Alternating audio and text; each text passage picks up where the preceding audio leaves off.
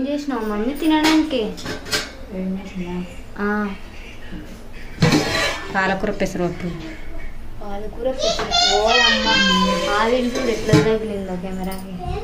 ఇది టమాటా చారు. అది ఒకసారి కలిపి ఏంది అది ఏం కనిపిస్తనే లేదు. ఏంటివి? కరివేపాకు కొత్తిమీర లాంటిది.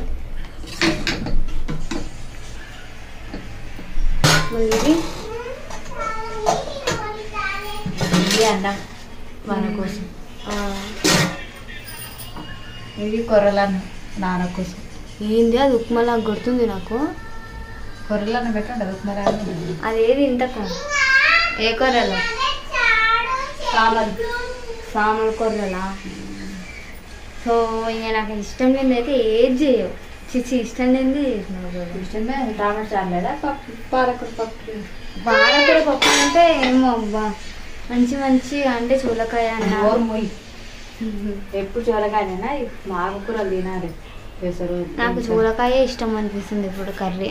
నా ఫేవరెట్ కర్రీ చూలకాయ.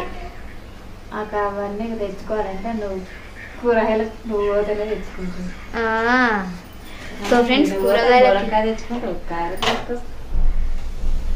సో ఫ్రెండ్స్ నేను కూరగాయలకు వెళ్తే అన్నీ డిఫరెంట్ కలర్ఫుల్ లాగా తీసుకొని వస్తాను. సో మా డాడీ వెళ్తేనైతే మొత్తం ఆకుకూరలు లాంటివి అయితేనే తీసుకొని వస్తాడు ఆకుకూరలు. సో ఈరోజు అయితే మా డాడీ వెళ్ళిండు అందుకని చెప్పి మొత్తం ఆకుకూరలే ఎక్కువ ఉన్నాయి. సో ఫ్రెండ్స్ ఫస్ట్ వీడియోని అయితే లైక్ చేయండి అండ్ ఛానల్ని కూడా ఖచ్చితంగా సబ్స్క్రైబ్ అయితే చేసుకోండి. సబ్స్క్రైబ్ చేసుకొని వాళ్ళు ఉంటాయి అండ్ ఈరోజు వీడియో చాలా ఇంట్రెస్టింగ్గా ఉంటుంది. స్కిప్ చేయకుండా అయితే చూసేయండి. ఫ్రెండ్స్ చూస్తున్నారు కదా మా చించెల్లి మా తమ్ముడు అయితే ఎట్లా ఆడుతున్నారు అనేది. సో కొంచెం పిండి అయితే తీసుకొని వాళ్ళే పిసుక్కొని అయితే ఇట్లా రౌండ్గా షేప్స్ అయితే తయారు చేస్తుంటారు.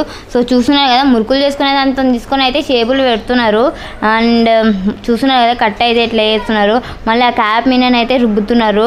మళ్ళీ ఉండ్రాలలో వేస్తున్నట్టు ఉండ్రాల లడ్డులాగా అయితే వేస్తున్నారు. నేను ఎప్పటి నుంచో పిలుస్తుంటే వాడైతే ఇప్పుడు పలికిండు. పిలుస్తుంటే పలకలేనంత దీర్ఘమైన ఆటోలను అయితే వాళ్ళు మునిగిపోతున్నారు.